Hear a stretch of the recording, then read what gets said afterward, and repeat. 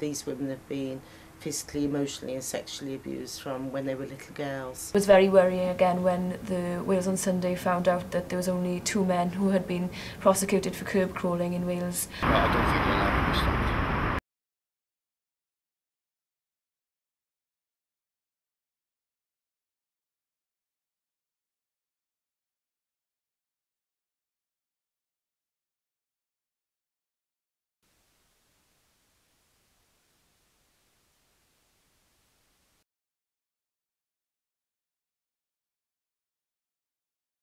Some months ago, trouble started stirring on the Grangetown streets.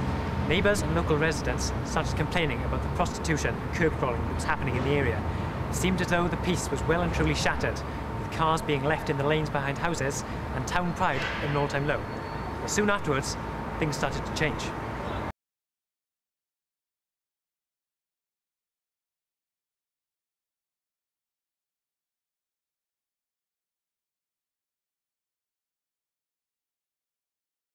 Street Life's a harm reduction project. We work with street-based sex workers.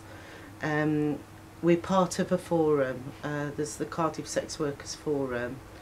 The forum started about 2 years ago, and it's a multi-agency meeting with professionals from health, probation, the police. We drive around the red light district. We've got a very recognisable van, and the women come up to us to use our service. We provide condoms, attack alarms, refreshments.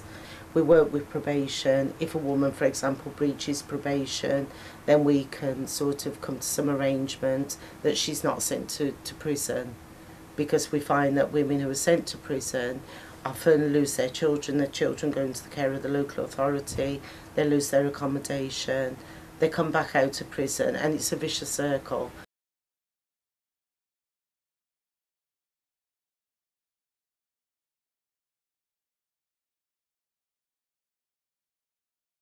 Cardiff, Cardiff, like any other city in the country, will have an issue with prostitution. I think the picture is quite sporadic, and it's very difficult to pin down firm statistics on what is happening here in Wales. It's one of those things that I think goes under the radar quite a lot, because many women don't want to identify themselves in the sense that they don't want to tell people what they do, and then they don't seek help for their families, for their children and for themselves, so they get into that cycle of poverty then. So I would say that it's probably very prevalent out there, but it's very difficult to pin down, and I hope that there are new strategies in place now that can change that. If you look at the areas like the Tap Embankment, there's a lot of housing, people are obviously not really happy with it down there. It has an impact on their lives, they don't want their children seeing it. A lot of the women that we work with are controlled by pimps. The women don't consider them to be pimps, they consider them to be the partners, boyfriends. With prostitution now is a lot of this organised crime. An awful lot of prostitutes now in the area of Eastern European. So you've got the concern about the fact that they're being brought over just for prostitution in mind. We have referrals here of very vulnerable women who are working on the streets of Cardiff. Some of the women are migrant sex workers. They might come down from the valleys, for example Swansea, Ponty, Newport. It's an easy income. Basically they use young girls, vulnerable girls, and especially if you're on about the girls who are coming in from abroad, Eastern European, they're easily used basically. People can control them. As I said, they're not going to come to the police and report things are going on.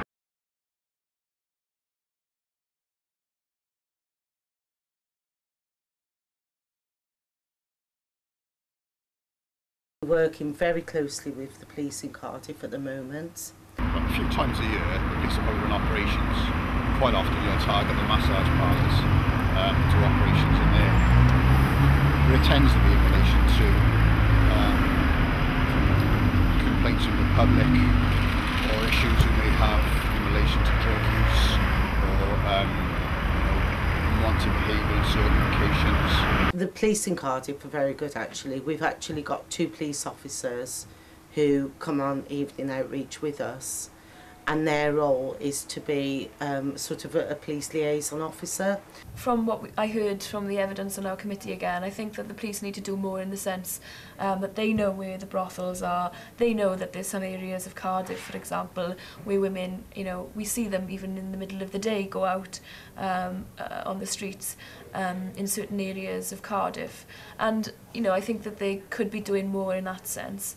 But I know that there are workshops going on, and they have been successful in England, and they are happening here now, where the police are working with these forums, working to understand the women involved and trying to target this particular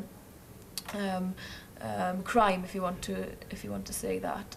What we've found, we've researched up in Liverpool, and they have the Armistead project up there, and 98% of women will disclose names and addresses to the police in Liverpool. It's been going a lot longer than Street Life has, so they've built up that relationship, and that's what we need to do in Cardiff, is to build up the relationship between the police and the women. I think as well, you know, I was informed that men, instead of being arrested, were given contracts. I don't know whether that works, because, you know, they could sign a contract not to do it again, and then who's to say that they won't go out on the street again? So I think that there's probably new ways of thinking, but they're all in their infancy at the moment, and I'd like to see the police being involved in a more social way, as opposed to perhaps a punitive way.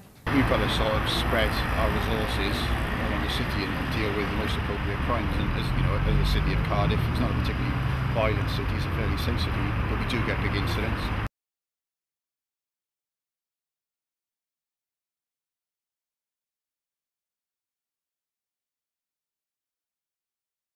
I think people generally are quite vigilant.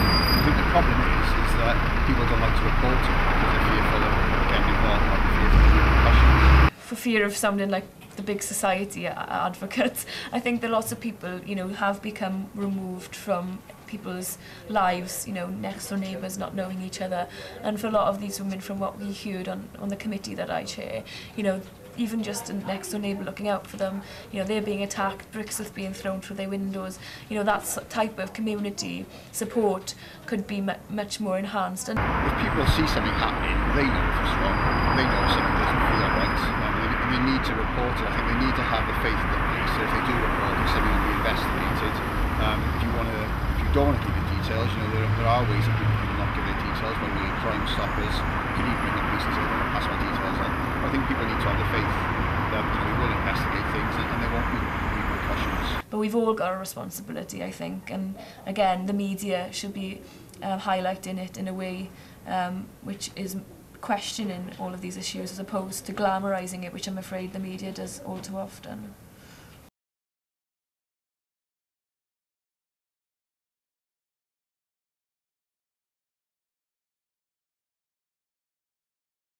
My only worry with them decriminalising it is that it will become something that would be acceptable for them to do as a job for the rest of their lives, or for a longer period of their lives.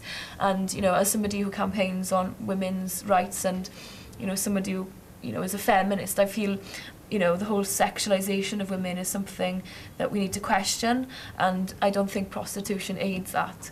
Two of the women who are in those houses at the moment have exited prostitution.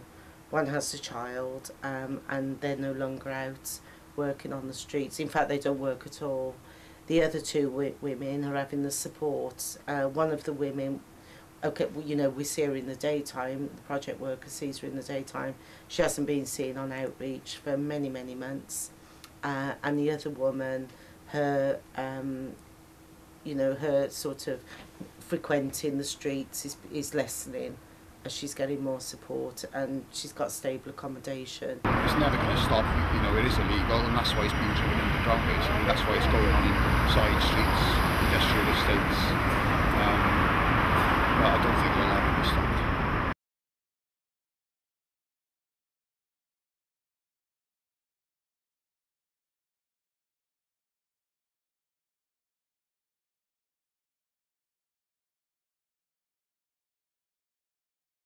With a new change in police policy and the continuing support of agencies like Street Life and Women's Aid, it seems as though the streets are becoming a safer place. Taking a more supportive approach, rather than just arresting wrongdoers, seems to be inspiring some sense of town pride once again. It seems that only time will tell whether these changes will bring about a truly positive influence.